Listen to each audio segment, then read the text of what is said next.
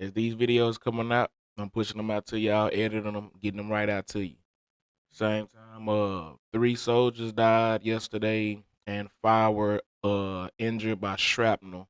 But we got another video we're finna show y'all. RIP to those people, those 3 U.S. soldiers, and a speedy recovery for the one that was also injured.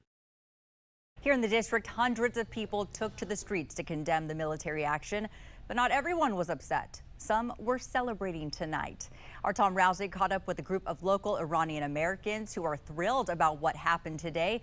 He joins us live from Georgetown. Tom, what did they tell you? Yeah, Victoria, they say they've been waiting for this day a long time. Hundreds of them gathered at the Georgetown waterfront tonight and lined Wisconsin Avenue to send a message in support of what the Democrats will say that these are paid actors, shit like that. I mean, that's shit that they'll say. U.S. and Israel are doing. Saturday night, hundreds took to the streets of Georgetown in support of the attacks against the Iranian leadership.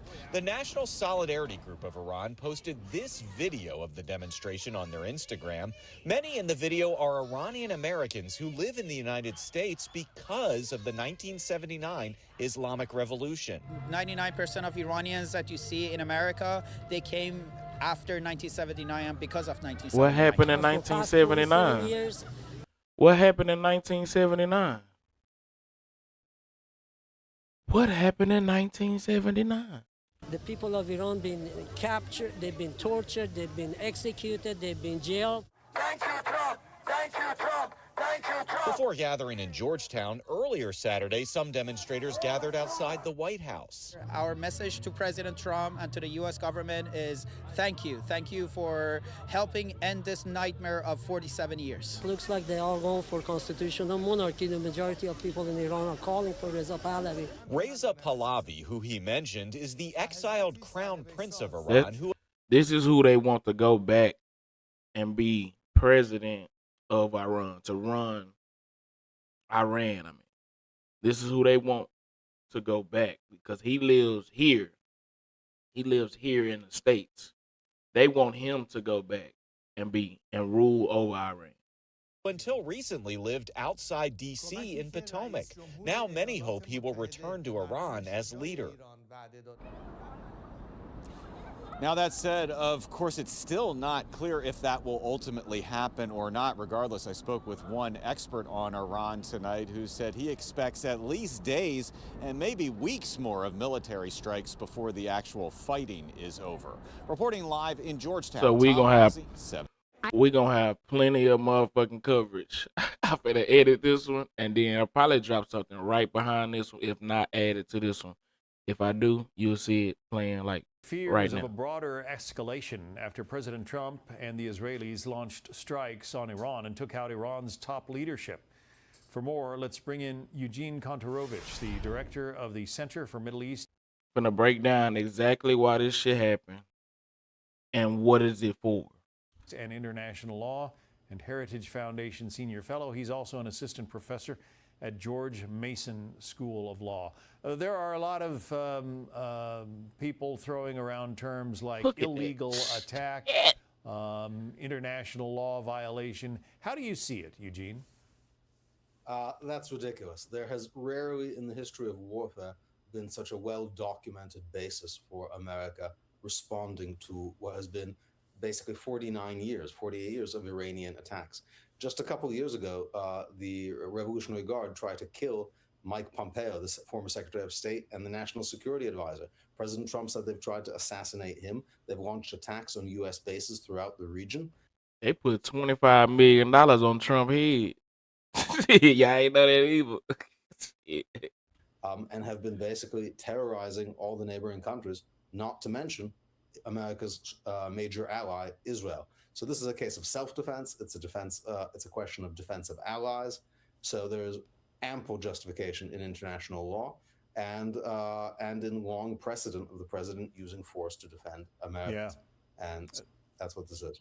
The Iranians also were responsible for developing those explosively formed penetrators that maimed and killed so many U.S. troops in Mm-hmm. Iraq and I think Afghanistan as well. I mean, thousands of our troops are maimed or dead because of the activities of the Iranians.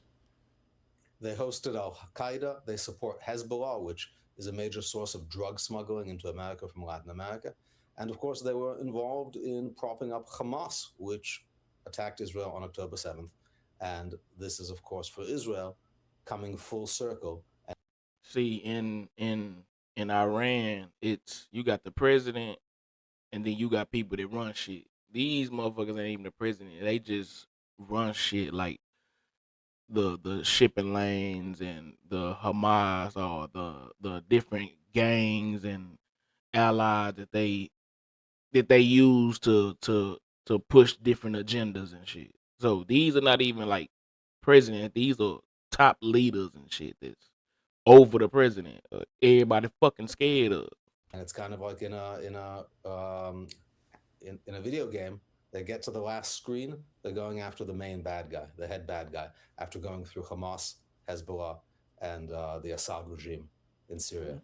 Why is it that, you know, some of the same players who are decrying the United States attack don't say anything when Iran launches missiles at civilian areas in? Cause they don't never cover that shit. They don't never put that shit on motherfucking TV. We don't hear about it until we do something. Then they be like, "Oh yeah, well, this is why the man make all that shit transparent." But they don't want to do that. They just want to talk about a motherfucker just over and over and over and over to paint this picture. But at the same time, all this shit happening in the background. Israel and now even some of its Arab neighbors. Iran is acting like a truly crazy country. That is to say, it's lashing out, not against the countries that are attacking them, which would make sense, but against everyone in the area. That has really been their mode of operation. They are a chaos agent. They're trying to destabilize the region, so to put pressure on America to stop the war, attacking countries that have had nothing to do with it. Of course, they've just murdered 30,000 of their own citizens in just a couple of days. Oh, your own people. One of the greatest, per day massacres in modern times. So this regime, if it is allowed to continue, it will come for America again. I think of how things have changed when you look at the images of Dresden in World War II. You know, the firebombing of that city that just essentially leveled the whole place or left it. We don't do that no more. It's like, hey boy, I will shoot this motherfucking. I will shoot your knee off. I will shoot your ear off. Boy, I will shoot the motherfucking eyebrows off your left eyebrow by scooting right past your right eyebrow. A shell. Now we have these pinpoint weapons that are able to, take out the Ayatollah's compound without basically damaging the buildings next door. I mean, it's almost that precise. But you don't get that sense from the critics of this operation, who just think, it's bad. It's an attack and it must therefore be bad. Yeah, Iran is a major threat. America is responding with, along with Israel, with great precision, right? Literally targeting the head of the snake. President Trump has made clear that the people of Iran are not an enemy, but indeed we hope they would be an ally. And that's one reason we're not targeting more broadly, because we want the people of Iran to be able to come out into the streets eventually and take over from the Ayatollahs.